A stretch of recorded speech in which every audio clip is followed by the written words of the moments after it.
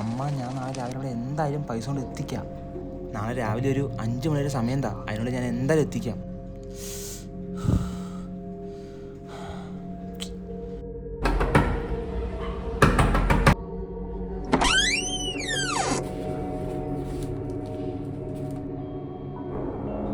എടാ എനിക്ക് ഒരു 50,000 രൂപ മറിക്കാണ്ടാവോ? ബാങ്ക് ബാലൻസ് എനിക്കാണെങ്കിൽ ആലോചിച്ചിട്ട് എത്തുമ്പോഴേയും കിട്ടുന്നില്ല.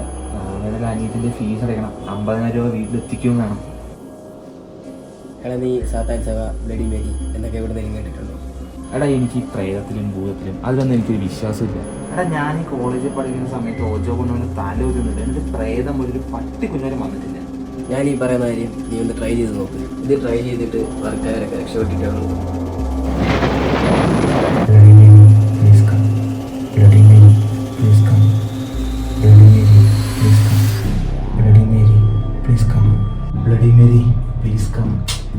ഇതൊന്നും വർക്കൗട്ട് ആവില്ല.